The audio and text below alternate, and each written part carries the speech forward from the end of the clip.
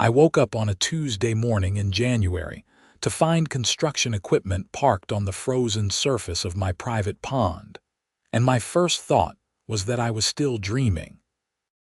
The morning light filtering through my bedroom window in my house just outside Traverse City, Michigan illuminated what could only be described as complete chaos on my property.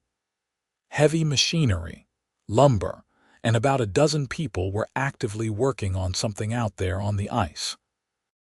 I threw on clothes and rushed outside into the bitter cold, my breath creating clouds in the 14-degree air. "What the hell is going on here?" I shouted as I approached the nearest worker, a young guy in an orange vest who looked just as confused as I felt. "We're building the Winter Festival ice castle, sir," he said, checking his clipboard. "This is lot 47, right?" "This is my private pond on my private property," I said, my voice rising. "Who authorized this?" Before he could answer, I heard the familiar sound of heels clicking on frozen ground. Patricia Morrison, the HOA president, emerged from behind a truck with her usual expression of superiority plastered across her face. She was wearing a white parka that probably cost more than my monthly mortgage payment, and her perfectly styled blonde hair did not move despite the wind. "Good morning, Nathan," she said in that condescending tone she reserved for anyone who dared question her authority. "I see you have discovered our community improvement project." "Community improvement? Patricia, this is my pond, my property. You cannot just build something on my land without permission." She pulled out a folder from her oversized designer purse and flipped through some papers. "Actually, according to the HOA bylaws section 14.3, any water feature visible from common areas can be utilized for community events and improvements. Your pond is visible from Oak Ridge Drive, which makes it fall under our jurisdiction." I stared at her in disbelief. That is the most insane interpretation of an HOA bylaw I have ever heard. You cannot just build structures on someone's private property because you can see it from the road. "The board voted on this unanimously," she said, her smile never wavering. "We are bringing culture and tourism to Meadowbrook Estates. The Ice Castle will be featured in the local tourism board's winter activities guide. Think of the property values." "Get off my property," I said flatly. "All of you, right now." Patricia's smile finally faded. "Nathan Peters, you are in violation of HOA cooperation clause. If you interfere with this approved project, you will face fines of $500 per day." "Fine me. I will see you in court. Everyone off my pond now before I call the sheriff." The workers started looking at each other nervously. The foreman, an older man with a gray beard, stepped forward. "Look, we were hired by the HOA. We have a contract. If there is a property dispute, we cannot work until that is resolved." Patricia's face turned red. "You will continue working." "I am paying you." "Madam, if the property owner is saying we are trespassing, we have to stop. That is liability we cannot take on," the foreman said firmly. I pulled out my phone. "I am calling the Grand Traverse County Sheriff's Office right now." "Fine," Patricia snapped. "We will resolve this through proper channels. But you will regret obstructing community progress, Nathan. The board will hear about this." She stormed off, and the construction crew began packing up their equipment. I stood there in the freezing cold, watching them dismantle the partial framework they had already constructed. This was not the first time Patricia had overstepped her authority, but it was by far the most egregious. Last year, she had tried to fine me for having my trash cans visible from the street 15 minutes before the designated time. Before that, she had attempted to mandate that all homes use the same specific shade of white paint on their trim. After everyone cleared out, I went back inside and called my lawyer, Tom Richardson. He had handled the purchase of my property 3 years ago and was familiar with the Meadowbrook Estates HOA drama. "Nathan, what did Patricia do now?" he answered, already sounding tired. I explained the situation, and he let out a long sigh. "Okay, that is completely illegal on multiple levels. She cannot claim jurisdiction over your private property just because it is visible from a road. That is not how easements or HOA covenants work. So what do I do?" "First, document everything. Take photos, save any communications. Second, I will draft a cease and desist letter to the HOA board. Third, we need to request an emergency hearing with the board to address this before they try something else. And Nathan, do not let anyone back on that pond without your explicit written permission. They threatened me with $500 a day fines.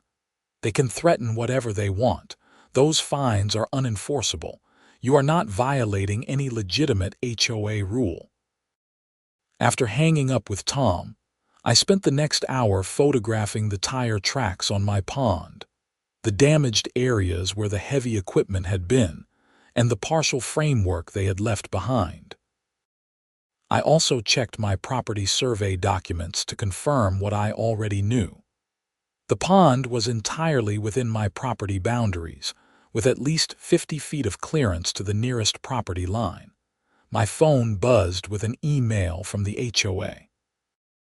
It was a formal notice of fine for obstruction of approved community project in the amount of $500, due within 15 days. I forwarded it to Tom. The next morning, I received another surprise. I looked out my window to see Patricia and two other board members, Deborah Chen and Robert Walsh, standing at the edge of my property with a surveyor. I grabbed my coat and headed outside. "What are you doing?" I demanded. The surveyor, a professional-looking woman in her 30s, glanced at me apologetically. "Sir, I was hired to verify property boundaries. Are you the owner?" "I am." "Who hired you?" "The Meadowbrook Estates HOA." "May I see your survey request?" She handed me a work order.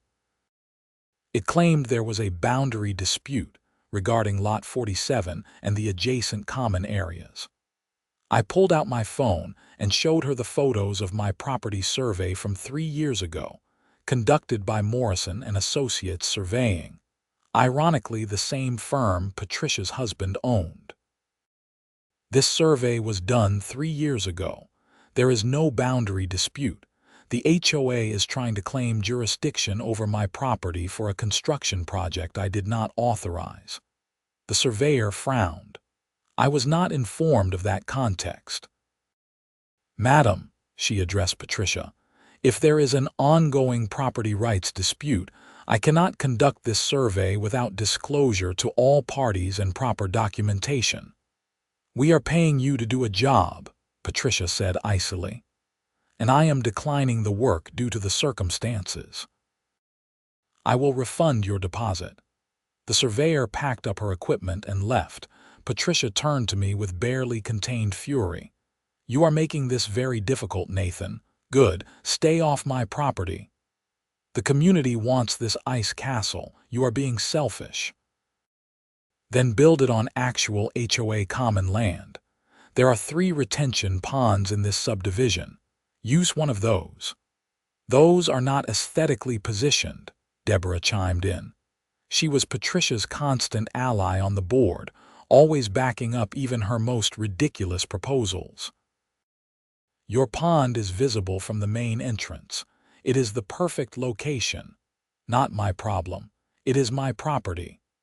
Robert, who generally seemed uncomfortable with Patricia's more aggressive tactics, cleared his throat. "Perhaps we could discuss a lease arrangement. The HOA could compensate you for temporary use of the pond." "No," I said simply. "I do not want a massive ice structure built on my pond. It is a liability, it is disruptive, and I did not consent to it." "The board could vote to force the issue," Patricia threatened. "The board cannot vote to seize private property. That is not how HOAs work, and you know it. My lawyer is already drafting a cease and desist." "Your lawyer?" Patricia scoffed. "How much is this little tantrum costing you, Nathan? Lawyers are not cheap, all because you will not be a team player." "A team player? You tried to build something on my land without asking me. That is not being a team player. That is trespassing and possibly theft of property rights." Tom's cease and desist letter arrived via certified mail to the HOA board that afternoon. I received a copy, and it was thorough. It outlined the clear property boundaries, cited the relevant Michigan property law, referenced the Civil Rights Act provisions regarding property rights, and demanded that the HOA immediately cease all activities related to building anything on Lot 47's pond. It also demanded retraction of the fine and a written apology. The response came faster than I expected. That evening, every homeowner in Meadowbrook Estates received an email from Patricia. The subject line read, "Community Member Blocks Winter Festival Project." The email was a masterpiece of manipulation. Patricia described the ice castle as a beloved community tradition, even though this was literally the first year anyone had mentioned it. She claimed it would bring joy to children and boost property values. She painted me as a selfish, obstinate neighbor who valued his personal preferences over community well-being. She even included a petition for homeowners to sign supporting the Ice Castle project. My phone started ringing within minutes. My neighbor to the east, George Feldman, called first. "Nathan, what is this about? I did not know we were doing an ice castle." "We are not. Patricia decided to build one on my private pond without asking me." "On your pond? She made it sound like you were blocking a community amenity on HOA land." "Nope, completely my property." "She is trying to claim the HOA has rights to it because you can see it from the road." "That is insane. I can see my other neighbor's pool from the road. Does that mean the HOA can fill it with community goldfish?" Despite the stress, I laughed. "That is exactly the logic she is using." I received about a dozen similar calls that evening. Most of my neighbors were supportive once they understood the actual situation. However, Patricia had her supporters too. Deborah sent me a text saying I was destroying neighborhood harmony. Someone I did not even know left a note on my door calling me a Grinch. The next day was Saturday, and I decided to take Tom's advice about documentation very seriously.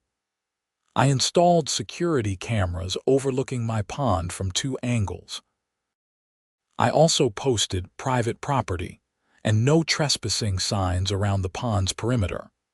And then, knowing what Patricia was likely planning and understanding the dangers involved, I did something that would end up being the catalyst for everything that followed.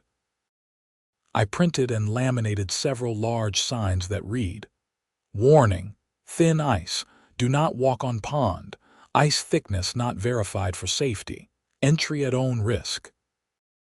I added a second set of signs below those. "Notice, property owner assumes no liability for injuries sustained by unauthorized persons entering private property. Trespassing violations will be prosecuted. Grand Traverse County Sheriff, 231-555-0147.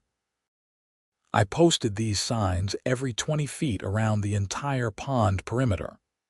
I also took detailed photos of the ice thickness in several locations. While parts of the pond had ice around 6 inches thick, enough to walk on safely, other areas near the aerator I ran to keep part of the pond open for wildlife had ice barely 2 inches thick. Building a structure on this pond would be genuinely dangerous. Sunday morning, I was having coffee when I saw Patricia's Mercedes pull into my driveway. She got out along with her husband, Richard Morrison, a tall man in his 50s who usually let his wife do the talking. I opened the door before they could knock. "What do you want, Patricia?" "Those signs are unacceptable," she said, pointing at my liability notices. You are creating unnecessary fear and damaging the community's reputation. Those signs are warning people about a legitimate safety hazard on my private property. There is no safety hazard. The ice is perfectly solid. Actually, it is not. I measured it yesterday. There are areas with less than 3 inches of ice, and Michigan DNR recommends at least 4 inches for walking and much more for any structure. You are going to put heavy equipment and building materials out there. That is incredibly dangerous. Richard spoke for the first time. Nathan, perhaps we got off on the wrong foot here. What if we had a structural engineer assess the ice and design a safe castle? Richard, I do not want a castle on my pond regardless of whether it is safe. It is my property. I get to decide what goes on it. We could pay you, he offered, $5,000 for 2 months of use. No, Patricia's eyes narrowed. You are not being reasonable. I do not have to be reasonable about my own property. Now please leave. Those liability signs are creating a public nuisance, Patricia insisted. I am going to report them to the county. Report away. They are legally posted warnings on private property. The county will tell you the same thing my lawyer did. I have every right to post safety warnings on my land. After they left, I called Tom and updated him. He chuckled when I told him about the liability signs. That was actually smart. You are establishing a paper trail that you warned everyone about the dangers. If the HOA still tries to build something and someone gets hurt, that is going to be very bad for them legally. That is what I figured. I was not being vindictive. The ice genuinely is not safe in several spots. Document those ice measurements. Get photos with a ruler or measuring tape showing the thickness. That is evidence you will want if this goes to litigation. Monday morning, I went to work at the engineering firm where I had been employed for 8 years. I was a civil engineer and, ironically, part of my job involved assessing structural safety for various projects. When I mentioned the HOA situation to my colleague Derek, he was fascinated. Wait, they wanted to build what on ice of unknown thickness? An ice castle, like those ice hotel things but scaled down. That is incredibly stupid from an engineering perspective. Ice thickness varies dramatically across a body of water. You would need to do a full survey, and even then, weather changes could compromise it daily. And they wanted to do this on a private pond. Yep, without asking permission. Your HOA president sounds insane. She really is. That evening, I got home to find another email from the HOA. This one announced an emergency special meeting scheduled for Wednesday evening to discuss community concerns regarding Lot 47. All homeowners were invited to attend. Tom advised me to go. You need to be there to defend yourself. Patricia is going to try to rally people against you. Bring documentation of your property boundaries, photos of the ice thickness concerns, and let me write you up some talking points about property rights. Wednesday evening, the community clubhouse was packed. Meadowbrook Estates had about 200 homes, and it looked like at least half of them had sent a representative. Patricia sat at the front table with the other board members, looking like she was holding court. The meeting started with standard HOA business, approvals of expenditures and discussion of landscaping contracts. Then Patricia cleared her throat. Now we come to the issue that has unfortunately divided our community. As you all know, the board approved a beautiful winter festival project that would have brought joy and tourism to our neighborhood. Unfortunately, one resident has blocked this project. One resident, I called out from my seat. Or one property owner who was not asked permission before you started building on his land. Patricia's smile was venomous. Nathan, you will have an opportunity to speak when I am finished. No, I think I will speak now since you are mischaracterizing the situation. You tried to build something on my private property without my consent. That is not an HOA issue. That is trespassing. Deborah jumped in. The HOA has rights to community use of aesthetic features. I stood up, holding my property survey. No, it does not. This is my property survey showing clear boundaries. The pond is 100% within my lot. There is no easement, no shared use agreement, nothing that gives the HOA any rights to it whatsoever. George Feldman raised his hand. I am confused. Patricia, in your email you made it sound like this was HOA common land. Patricia shifted uncomfortably. The land is visible from common areas, which under our bylaws, which under your bylaws gives you exactly 0 rights to use, I interrupted. I spoke with my lawyer.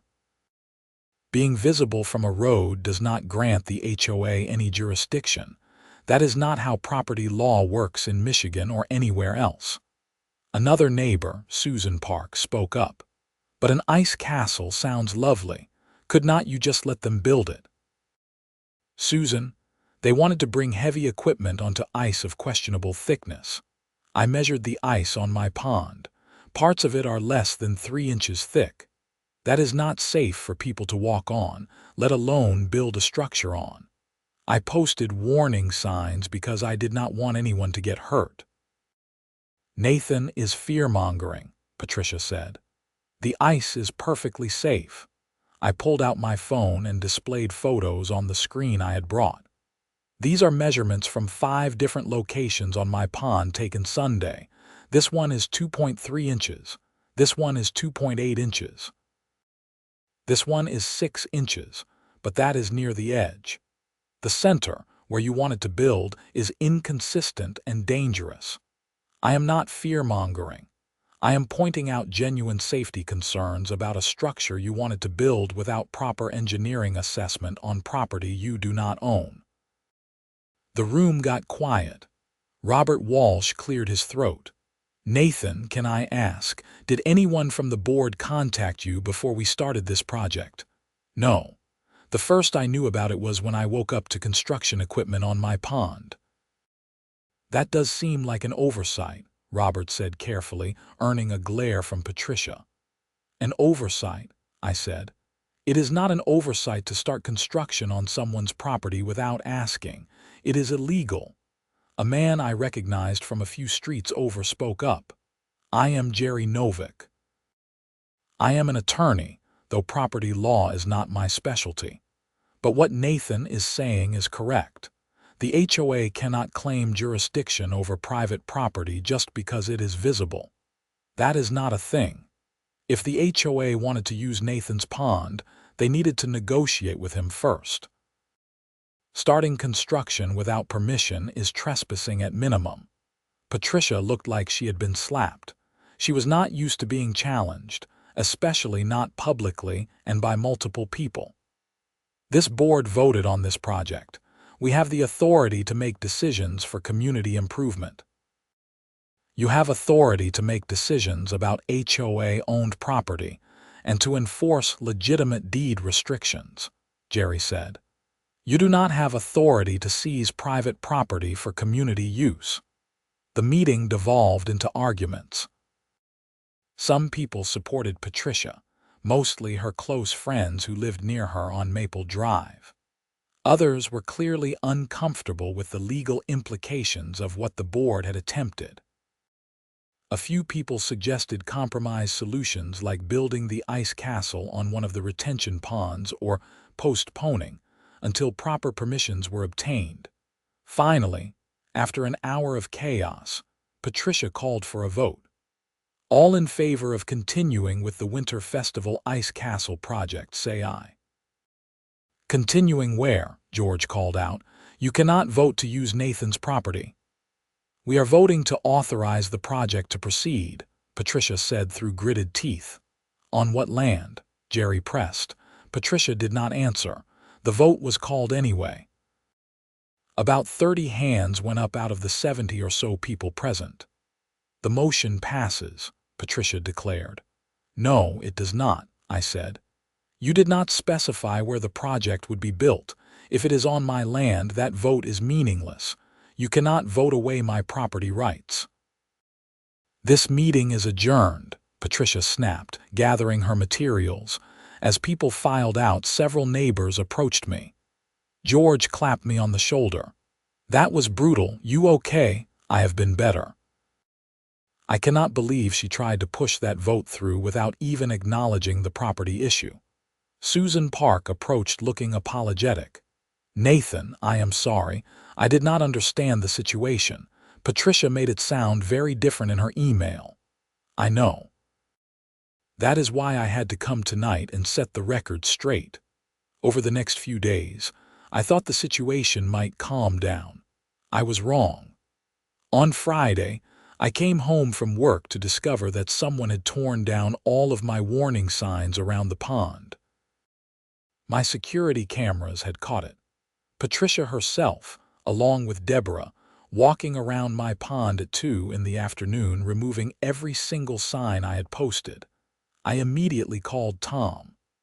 "I have video of Patricia trespassing on my property and removing my safety signage." "Save that footage," he said urgently. "That is destruction of property and potentially creating an attractive nuisance by removing safety warnings. I am filing a police report on your behalf and seeking a restraining order." "A restraining order? Nathan, she is not going to stop. She has now trespassed at least twice and destroyed your property. We need to establish legal boundaries before this escalates further." I filed a police report with the Grand Traverse County Sheriff's Office that evening. Deputy Martinez took my statement and reviewed the security footage. "This is pretty clear-cut trespassing and destruction of property. We will follow up with Miss Morrison." I replaced all the signs Saturday morning, this time with even more explicit language. I added, "Warning: safety signs on this property are monitored by security camera. Removal or destruction of signage will be prosecuted to the fullest extent of the law." Saturday afternoon, Patricia received a visit from Deputy Martinez. I know this because she called me immediately afterward, angrier than I had ever heard her. "You called the police on me. You trespassed on my property and destroyed my safety signage." "Yes, I reported that crime to the police. Those signs are a public nuisance. They are legal warnings on private property. What you did is vandalism. Stay off my property, Patricia. This is not over." She hung up. An hour later, I received notice that the HOA was fining me $2,000 for creating visual blight with excessive signage. Tom laughed when I forwarded him the notice. "She just handed us more evidence of harassment. Keep every single communication. This is building a beautiful case." Sunday morning, I woke to the sound of vehicles again. I looked outside to see a different construction crew setting up on my pond. I threw on clothes and ran outside. "Stop! This is private property. You are trespassing." The foreman, a different guy than before, looked confused. "We were hired by Meadowbrook Estates HOA. They said this was community property." "It is not. This is my private pond. Do you have a permit?" We were told the HOA had all necessary permits. "They lied to you. This is Lot 47, private property. I did not authorize any construction, and if you proceed, I will have you arrested for trespassing." I called 911. Within 15 minutes, 2 sheriff's deputies arrived. They reviewed my property survey and the construction crew's work order. "This is a civil issue between you and the HOA," Deputy Chen said. "But the property survey is clear. This is private land. The construction crew needs to leave unless they can produce written permission from the property owner." The foreman threw up his hands. "I am not getting in the middle of this. We are out of here." As the crew packed up for the second time, Patricia arrived in her Mercedes. She practically leaped out of the car. "What are you doing? You are contracted to build this castle." "Madam, We are not building anything without proper authorization and permits, the foreman said. You told us this was HOA property. The property owner and the police say otherwise. We are leaving. I will sue you for breach of contract. Good luck with that. Our contract requires the client to secure all necessary permissions and permits. You did not do that. We are done. The crew left. Patricia turned on me. You are going to regret this, Nathan. Patricia, you just lied to another construction company and attempted to build on my property again after being told explicitly not to. You are racking up criminal charges. We will see what the courts say. Deputy Chen intervened. Madam, I strongly suggest you consult with an attorney before taking any further action regarding this property. You are creating a pattern of behavior that could result in criminal charges. Patricia left in a fury, tires squealing. The deputies took another report documenting this second attempt at unauthorized construction. Tom called me that evening. Nathan, I think we need to go on the offensive. I am filing a lawsuit against the HOA and Patricia Morrison personally for harassment, trespassing, destruction of property, and attempted theft of property rights. We are also seeking an injunction barring them from any further attempts to access your property.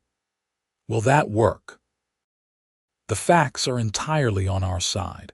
They have no legal leg to stand on. The question is whether Patricia is rational enough to back down or whether she will keep escalating. Monday morning, I arrived at work to find my boss, Sandra Lopez, waiting for me. She looked uncomfortable. Nathan, I need to talk to you about something. I received a call Friday from a Patricia Morrison. She claimed you were creating a safety hazard in your neighborhood and suggested I should be aware of it as your employer. My blood ran cold. She contacted my workplace. She implied that an engineer should know better than to block safety improvements. It was very strange. I wanted to hear your side. I explained the entire situation.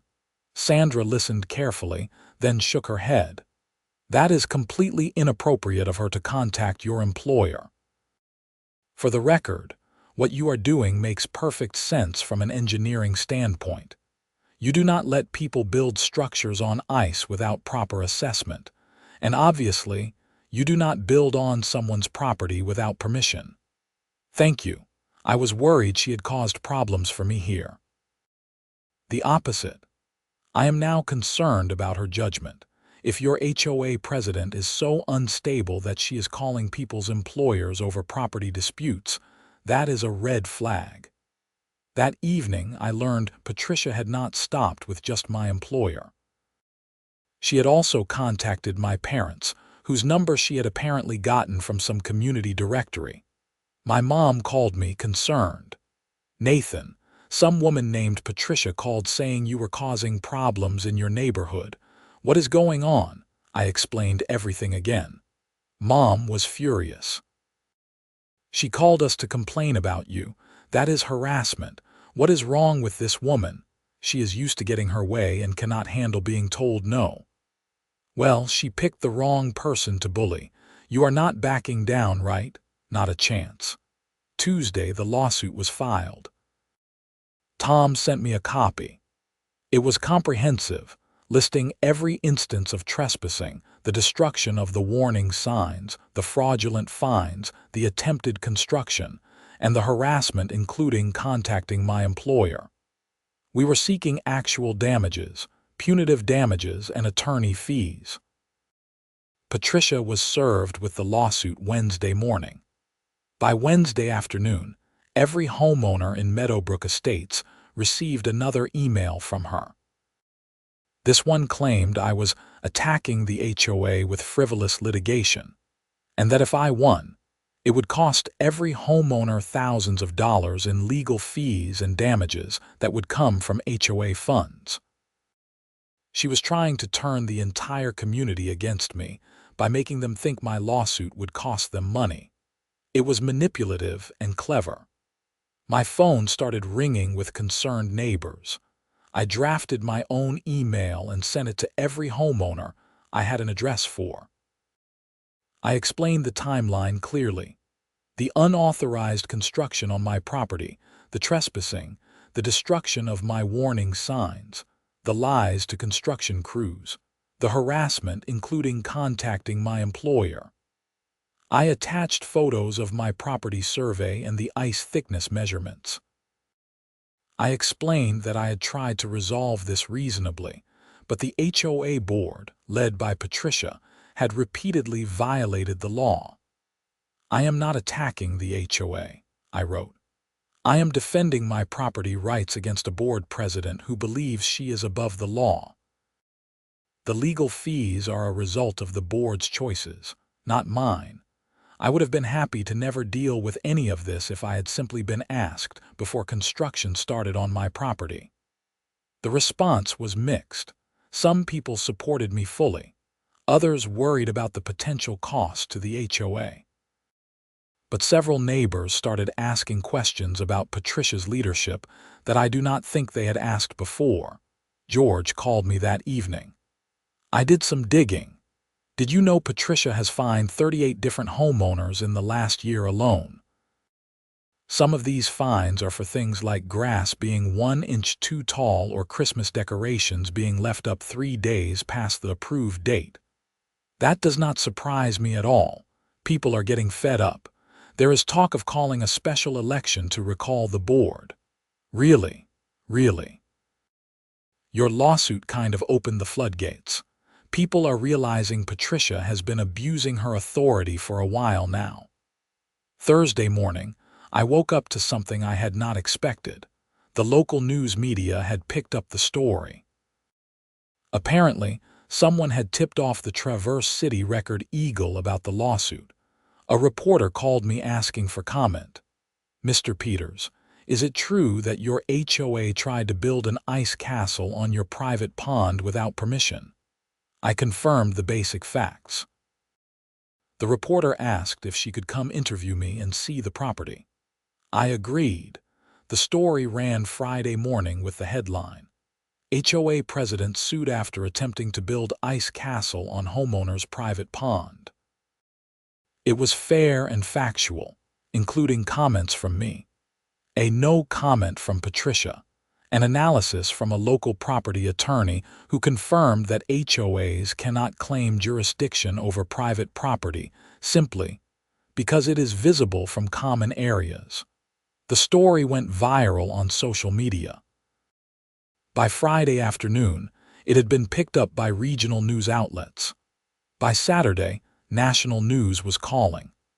The story had everything: an overreaching HOA, a bizarre winter project, property rights drama, and a protagonist who was simply trying to protect his land. I did a few more interviews, always keeping my statements factual and measured. I never attacked Patricia personally. I just explained what had happened and why I had to take legal action. Patricia, on the other hand, gave a disastrous interview to a Detroit television station. She claimed I was obstructing community progress and that sometimes property owners need to sacrifice for the greater good. The interviewer pressed her on whether she believed HOAs could seize private property, and Patricia doubled down, saying that community needs supersede individual wants. The interview made her look authoritarian and unreasonable. The comments on the video were brutal. People were comparing her to every HOA horror story they had ever heard. Monday morning, Tom called with news. The HOA's insurance carrier just contacted me. They are looking to settle. Already. The insurance company reviewed the case and realized the HOA has absolutely no defense. They want to settle before this goes to trial and costs everyone more money. Patricia apparently did not inform them about what she was doing until after you filed suit. What are they offering? $10,000 in damages, full retraction of all fines, written apology, and a permanent injunction against the HOA accessing your property for any reason without your written consent. They will also pay your attorney fees. What about Patricia? Here is the interesting part. The insurance does not cover intentional acts, so anything Patricia did personally, like destroying your signs or lying to construction companies, she is potentially personally liable for. The insurance company is only covering the HOA itself, so Patricia could still face criminal charges. Yes. And civil liability beyond what the insurance covers. I am going to push for her removal from the board as part of the settlement. Will they agree to that? Given the media coverage and the fact that her actions are what caused this mess, I think the insurance company will pressure the board to make it happen. The settlement negotiations took 2 weeks. During that time, things escalated in ways I had not anticipated. First, someone spray-painted selfish on my garage door. My security cameras caught a figure doing it at 2 in the morning, but the person wore dark clothing and a mask. I filed another police report. Second, I started receiving threatening letters. They were anonymous, sent through regular mail, accusing me of ruining the neighborhood and saying I should move. The letters were concerning enough that Deputy Martinez suggested I document everything and consider whether I felt safe. Third, and most significantly, 4 other homeowners came forward with their own complaints about Patricia. They had been afraid to speak up before, but the media coverage of my case gave them courage. Their complaints included: George Feldman had been fined $1,500 for building a small shed that was allegedly 3 inches over the maximum allowed height. Patricia had refused to let him appeal despite the shed meeting all county building codes. Susan Park had been denied permission to install solar panels because Patricia said they were aesthetically incompatible with community standards, even though there was no specific bylaw prohibiting them. Michael Torres had been fined for parking his work van in his own driveway overnight, with Patricia claiming commercial vehicles were not allowed, despite multiple other homeowners having similar vehicles with no issue. Linda Chen had been threatened with fines for having non-conforming landscaping because she planted native wildflowers instead of traditional grass. Patricia called her yard weedy and unkempt. These homeowners filed a joint complaint with the Michigan Department of Attorney General's office regarding HOA abuse. The media picked that up too, and suddenly, Patricia Morrison was the face of everything people hated about HOAs. The breaking point came 3 weeks after my lawsuit was filed. I came home from work on a Wednesday to find Patricia standing on my pond ice in the middle of the day. She was taking photos with her phone, apparently trying to document that the ice was safe. I watched from my window as she walked further out onto the pond. Then I heard it, the crack. It was not a loud sound, but it was distinctive. Patricia had walked over one of the thin areas I had measured and warned about. The ice gave way. Patricia plunged through into the freezing water below. I did not hesitate. I grabbed my phone, called 911, and ran outside. Patricia, do not move. Stop trying to climb out. She was panicking, splashing and trying to pull herself onto the ice, which kept breaking under her weight.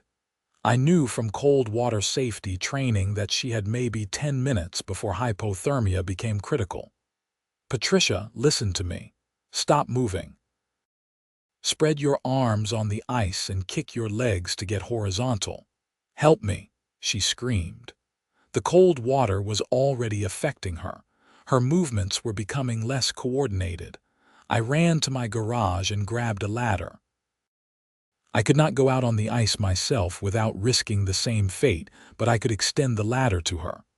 I lay prone on the shore ice, which was thicker, and pushed the ladder toward her. Grab the ladder, pull yourself along it. Do not try to climb, just pull. She managed to grab the bottom rung. Slowly, agonizingly slowly, she pulled herself along the ladder toward shore. I anchored my end and kept calling instructions. When she got close enough, I grabbed her coat and helped pull her onto solid ground. She was shaking violently, her lips already blue. I got her into my house and called out to my girlfriend Gina, who had arrived home just minutes before. "Gina, get blankets and call for an ambulance update. Patricia fell through the ice." Gina Fowler, who I had been dating for 2 years, jumped into action. She was a nurse and knew exactly what to do. She got Patricia out of her wet clothes and wrapped in blankets while I updated the 911 dispatcher. The ambulance arrived within 8 minutes. Paramedics took over, checking Patricia's vitals and getting her warmed up. She was conscious but confused, a sign of developing hypothermia. They transported her to Munson Medical Center. After they left, Deputy Martinez arrived to take a report. I showed him the security footage of Patricia walking onto my pond despite all the warning signs. I also showed him the measurements I had taken of the ice thickness and the photos of the signs she had previously torn down. "Mr. Peters, you potentially saved her life," Deputy Martinez said, "but she was trespassing on your property after being explicitly warned about the danger." "I know. What happens now? We will complete the investigation. But Mr. Peters, you did everything right. You posted warnings, you called for help immediately, and you rendered aid. This is entirely on her." The next day, the story was everywhere. HOA president falls through ice on homeowner's pond after removing safety warnings, ran in dozens of outlets. The narrative was damning for Patricia. I had warned her repeatedly about the unsafe ice. I had posted signs. She had torn them down. Then she had walked onto the ice anyway and fallen through. Public opinion, which had already been turning against her, now completely flipped. Even people who had initially supported the Ice Castle project agreed that Patricia had been reckless and had endangered herself through her own actions. The HOA board held an emergency meeting Friday evening. I attended. Patricia was not present. She was still recovering at home. Robert Walsh led the meeting. "In light of recent events," Robert began, looking exhausted, "the board has accepted Patricia Morrison's resignation as HOA president, effective immediately." There was a murmur through the crowd. Deborah looked like she wanted to protest but said nothing. Robert continued. "Furthermore, the board has voted to accept the settlement terms proposed in the lawsuit filed by Nathan Peters.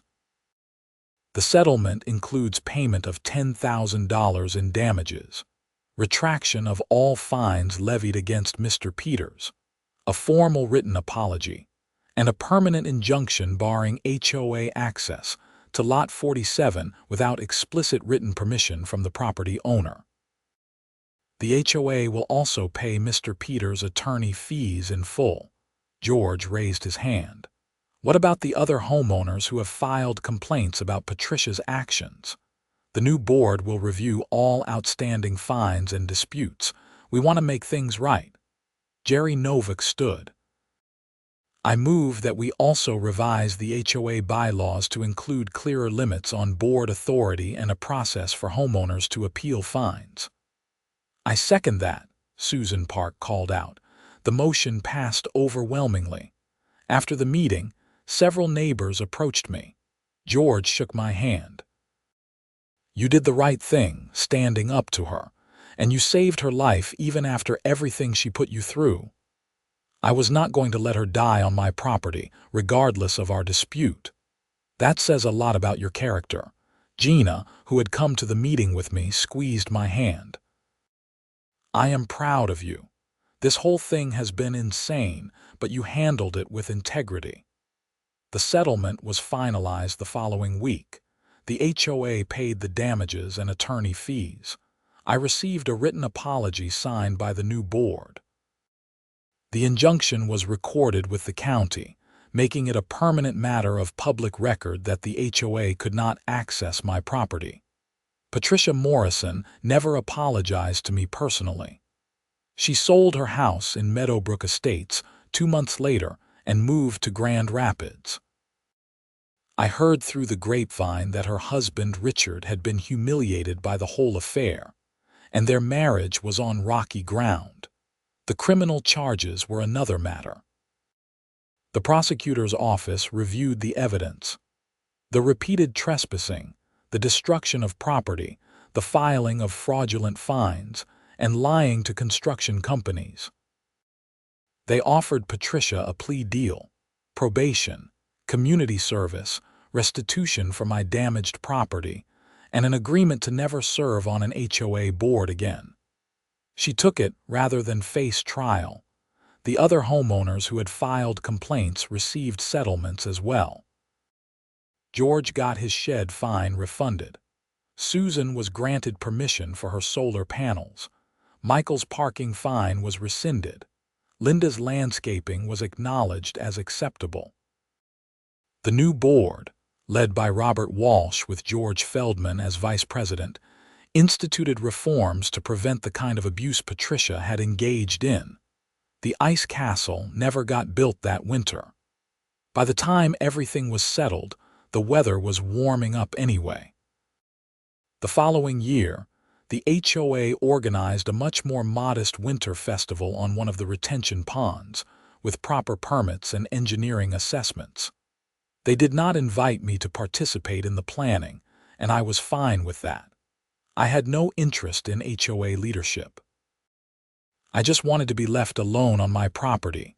My pond is still there, of course. The ice comes and goes with the seasons. I still post warning signs every winter about the varying thickness and the dangers.